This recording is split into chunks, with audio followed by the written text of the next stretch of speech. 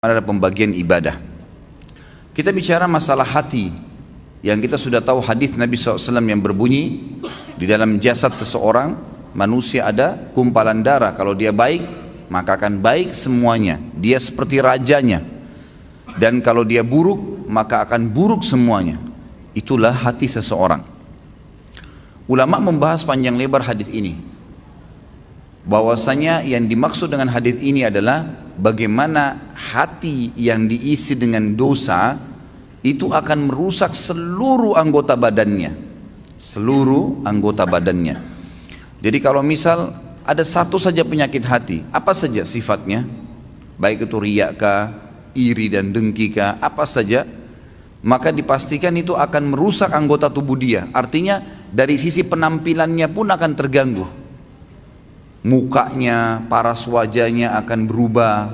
Orang yang biasa iri dan dengki, wajahnya beda dengan orang yang hatinya nggak ada penyakit iri dan dengki. Beda. Memang ada cahaya-cahaya keimanan di situ di wajahnya. Tentu ini bahasanya besar kalau saya ingin bahas juga hubungkan dengan masalah ibadah. Tapi kita cukupkan dengan masalah penyakit hati yang memang dari penyebab anggota tubuh seseorang selalu terjerumus dalam dosa. Efek besar sekali terhadap hati yang diisi dengan kemaksiatan itu akan berpengaruh kepada fisik dia, dari rambut sampai ke kaki.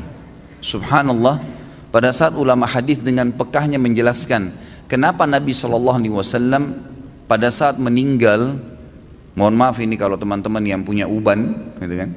Tapi kita bicara tentang Nabi SAW. Nabi SAW waktu meninggal tidak memiliki uban kecuali 3 lembar. Umurnya 63 tahun.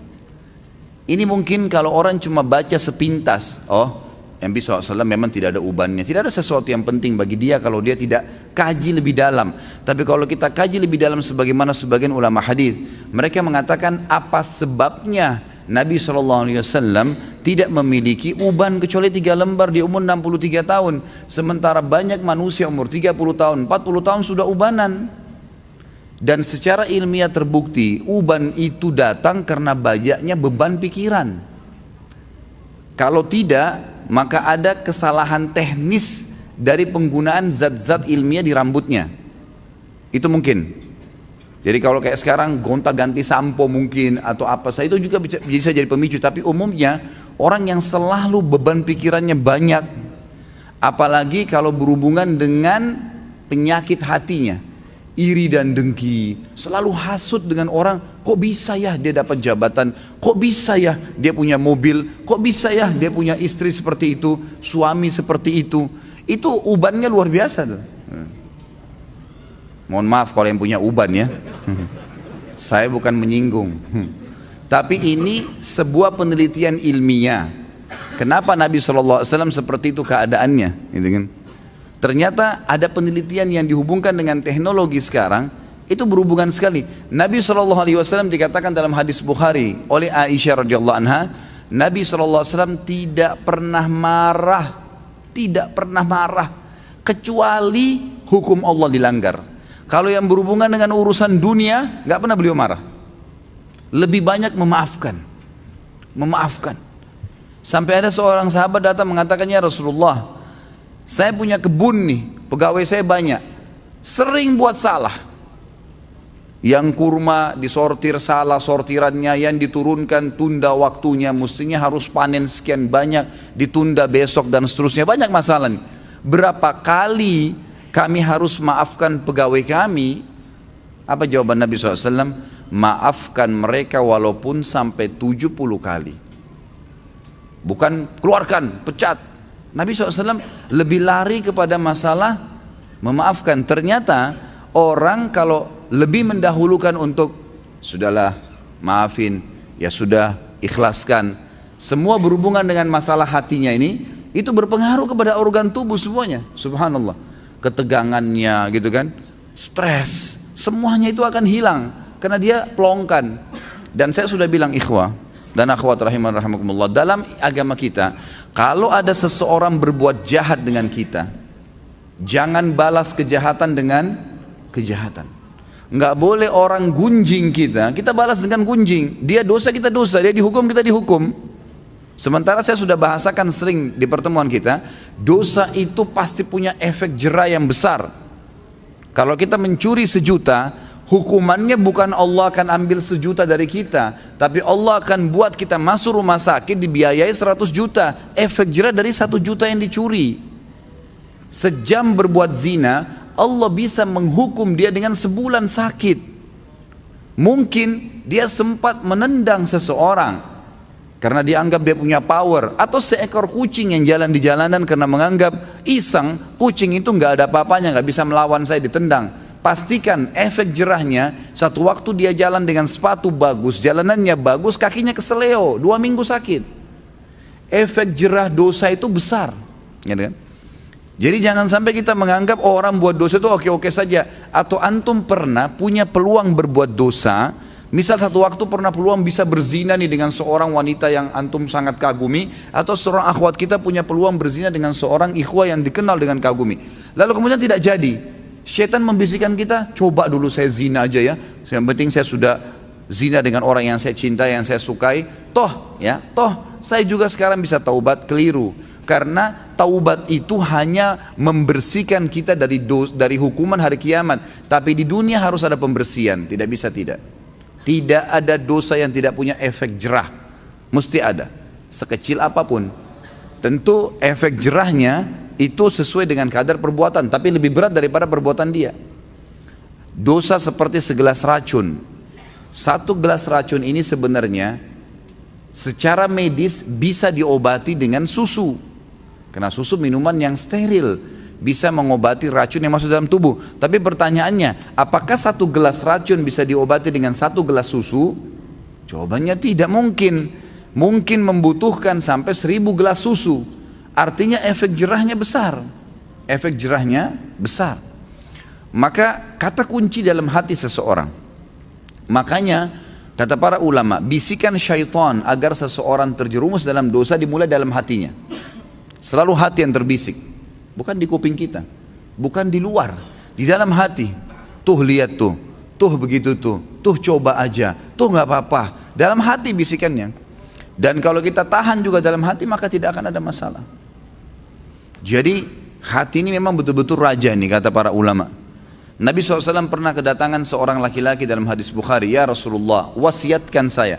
Nabi SAW tahu orang ini emosional. Kata Nabi, jangan kamu marah. Marah itu penyakit hati loh ya, di hati. Tapi dia teraplikasikan nanti dengan gerakan tangan, ekspresi wajah, tapi dia dari hati tuh. Nabi SAW ingatkan, jangan kau marah, hatimu tidak boleh. Apalagi ya Rasulullah, jangan kamu marah. Apalagi ya Rasulullah, jangan kamu marah. Nabi SAW, kata para ulama hadis, seringkali memberikan nasihat sahabat sesuai dengan keadaan yang sedang dihadapi oleh orang itu. Jadi makanya kita pun sebagai umat Nabi SAW tidak mengambil hukum spontan dari sebuah hadis, karena itu per kasus di zaman Nabi SAW, gitu kan? Jadi bisa saja sahabat ini pernah seperti ada sahabat yang datang mengatakan, ya Rasulullah, anak muda nih, dalam hadis Bukhari juga, saya siap tinggalkan semua dosa, semua yang Allah larang saya tinggalkan, semua yang Anda larang saya tinggalkan, kecuali satu, izinkan saya berzina. Ini kasus lain lagi. Kata Nabi SAW, apa kau ridha kalau ibumu dizinai? Dia bilang tidak. Saudarimu? Tidak. Istrimu? Tidak. Tantemu? Tidak. Anakmu? Tidak. Lalu kenapa kau ridha untuk dilakukan pada orang lain? Di sini Nabi SAW mengobati keadaan para sahabat yang sedang bertanya sesuai dengan kasus yang sedang dihadapin, gitu kan? Ini poin lainnya. Kita kembali kepada poin bahasan kita.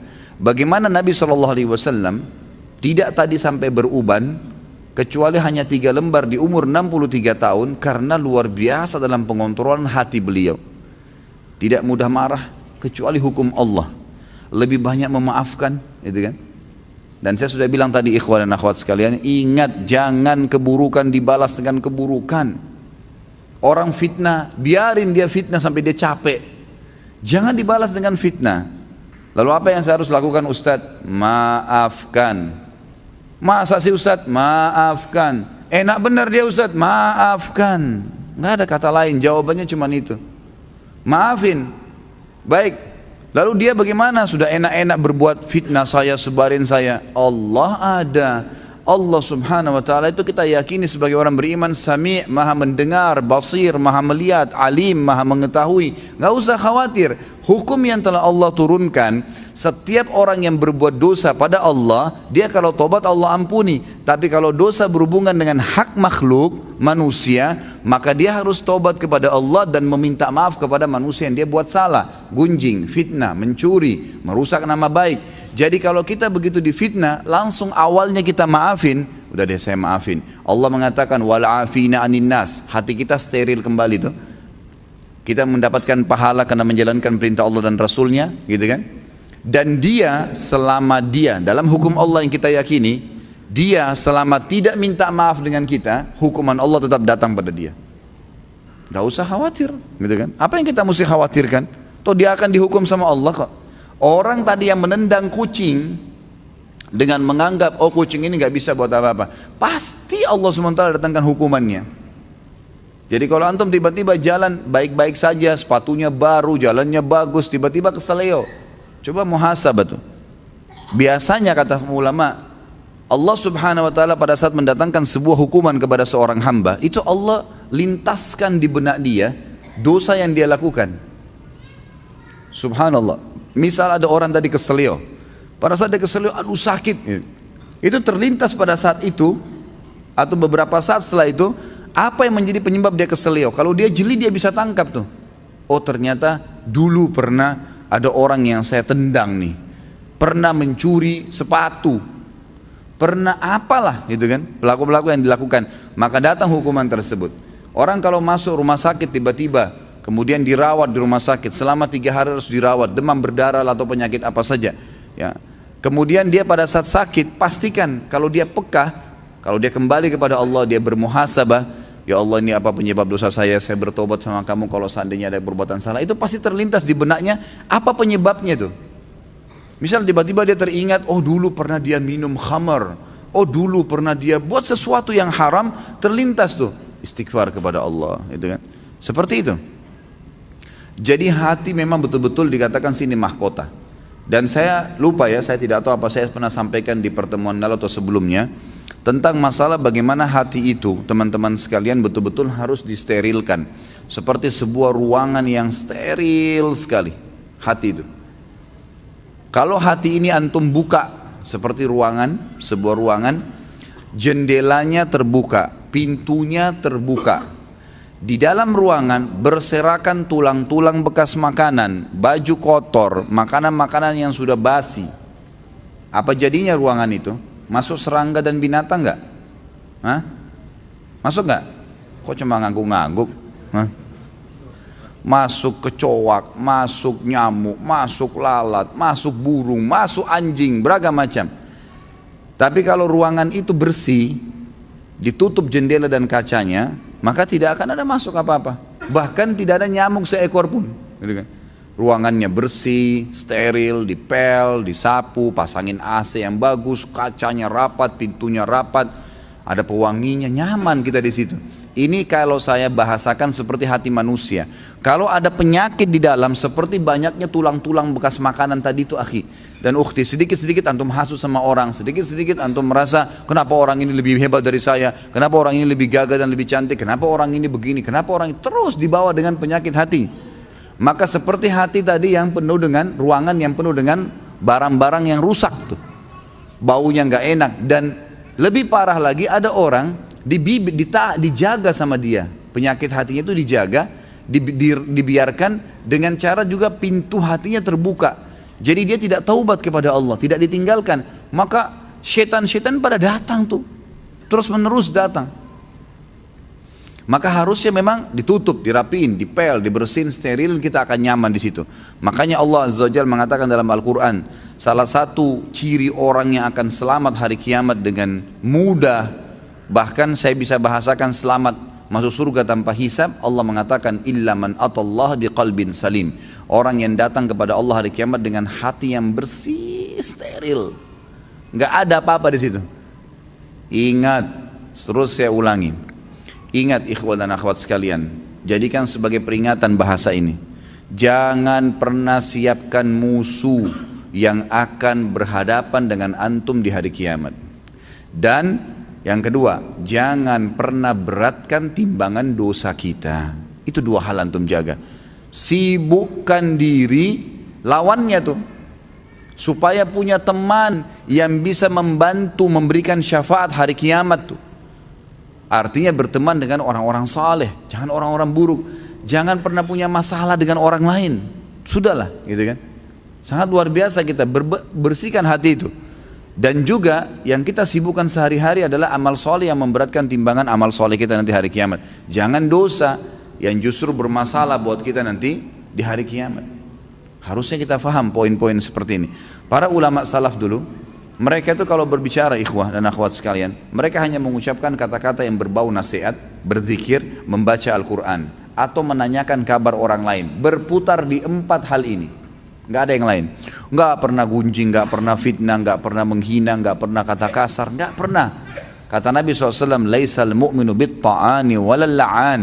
Bukan sifatnya orang mukmin itu ta'an, suka mencaci maki orang, menuduh orang, menyalahkan orang lain, menghina dengan kata kasar dan seterusnya.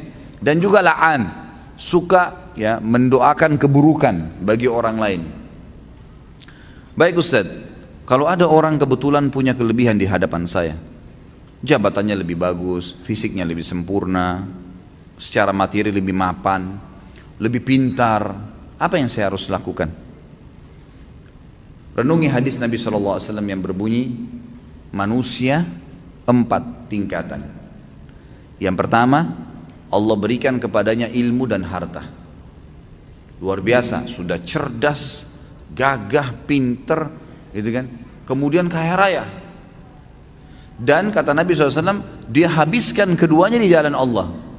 Ilmunya diajarkan, kemudian juga hartanya diinfakkan. Datang golongan yang kedua, yang Allah berikan kepadanya harta.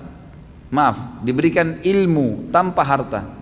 Berilmu, faham ilmu agama, tapi keadaan ekonominya biasa.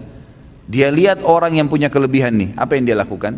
Dia mengatakan, ya Allah, kalau engkau memberikan kepadaku seperti kau berikan kepada dia, aku akan lakukan seperti dia atau bahkan lebih. Kata Nabi SAW, fahuma fi ajri sawa, dua-duanya akan sama pahalanya.